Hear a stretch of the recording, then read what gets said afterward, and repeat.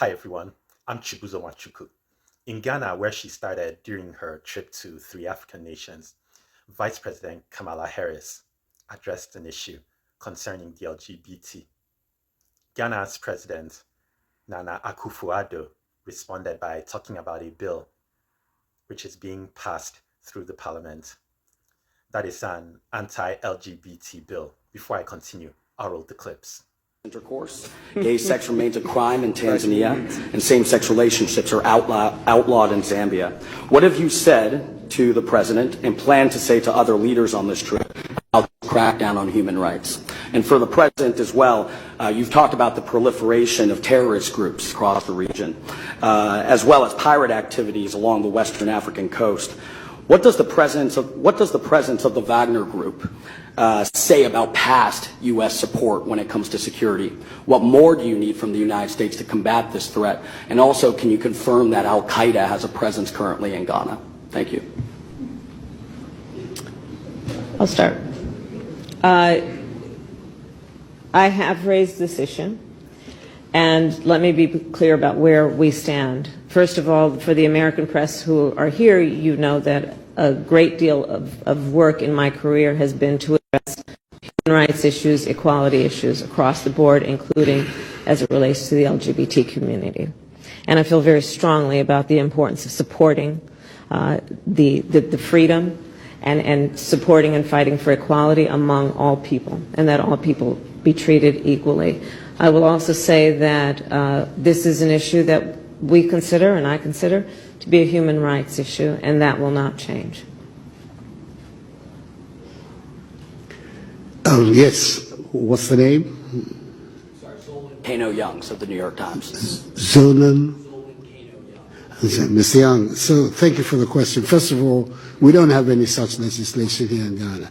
A bill has been proposed to the Parliament of Ghana, which has all kinds of ramifications, which is now being considered by the Parliament. It hasn't been passed, so the statement that there is legislation in Ghana to that effect is not accurate. The bill is going through the Parliament. It's going through the Parliament. The Attorney General has found it necessary to speak to the committee about it regarding the constitutionality or otherwise of several of its provisions, and the Parliament is dealing with it. At the end of the process, I will come in. But in the meantime, the Parliament is dealing with it. And I have no doubt that the Parliament of Ghana will show, as it's done in the past, first of all, its sensitivity to human rights issues, as well as to the feelings of our population, and will come out with a responsible response to the proposed. The legislation was a legislation that has been provided as a private member's bill. This is not an official legislation of the government, but it is one that has been mooted by a handful of private members. So we will see what the final outcome of it. But my understanding from a recent discussion of the committee, the substantial elements of the bill have already been modified as a result of the intervention of the Attorney General. We will see what the final outcome will be, and that is the stage at which I will also have the opportunity to prevent. Apparently, if the bill becomes law, Ghana will not be receiving the aid. However, if the bill does not become law, Ghana will receive the aid. I am disappointed with Ghana's President Nana Akufo-Addo. The only right being violated is the right of Ghana's government to rule its own people.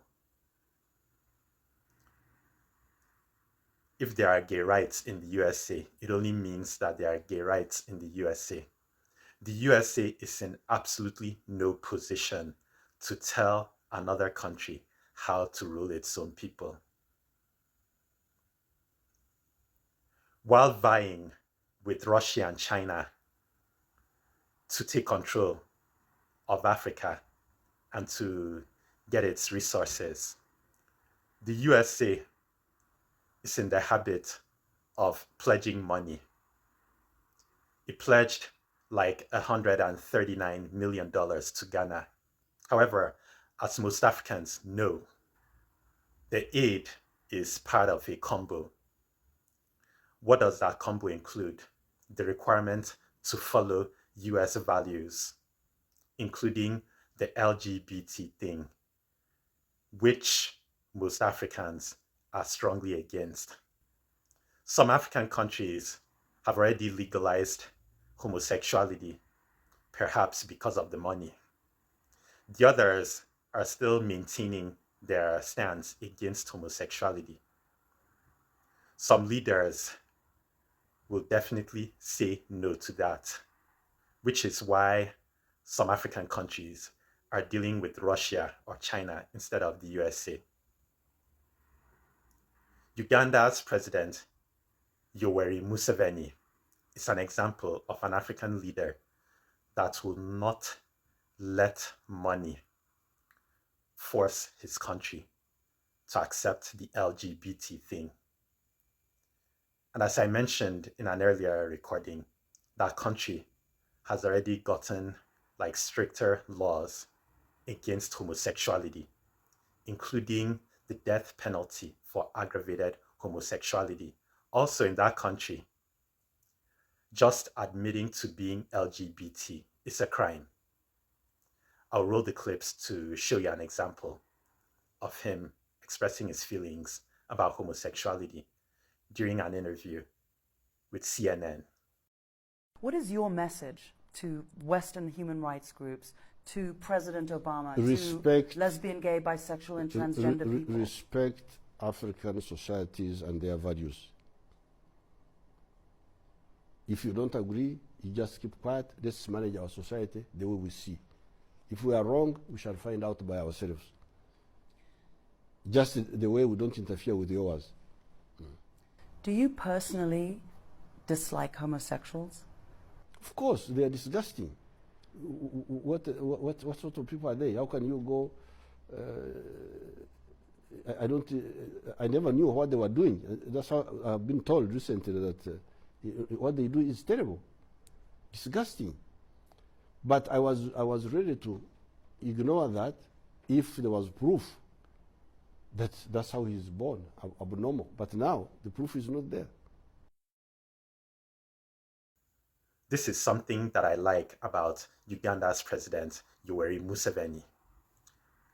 I am not saying that I am all for killings of people for being LGBT. However, it is a matter of whether a country accepts foreign values or not. If a foreign country offers assistance on condition of bringing in like conflicting values, the local government has the right to say no to it. The fact that Museveni is disgusted with homosexuality or transgenderism is not what matters. It's what his country accepts or what he feels is good for his country that matters. He told the person interviewing him that if she did not agree with the values of his country, then she should be quiet about it. He said that other countries should respect the values of his country while his country respects theirs. This is what Ghana's president, Akufo-Addo, should have said to Kamala Harris. He should have said to her, no. Actually, he should have told Kamala Harris not to come to Ghana. This would save like a lot of time and energy for both USA and Ghana.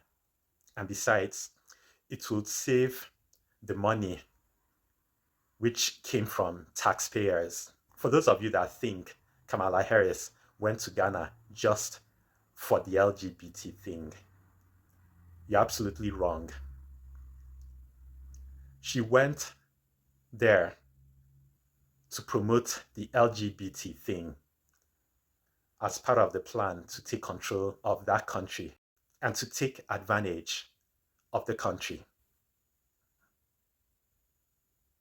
Now, I don't see why African countries would need such aid. They have resources which they could take advantage of. The actual mission of the USA is to exploit the African countries, which is why, as I said earlier, some African countries prefer to deal with Russia or China. It is time that African leaders stood up and said no to the US government or the government of any other country if asked to follow such conflicting values. Share your thoughts, leave some comments. I would appreciate you liking this video and subscribing to my channel. Thanks for watching.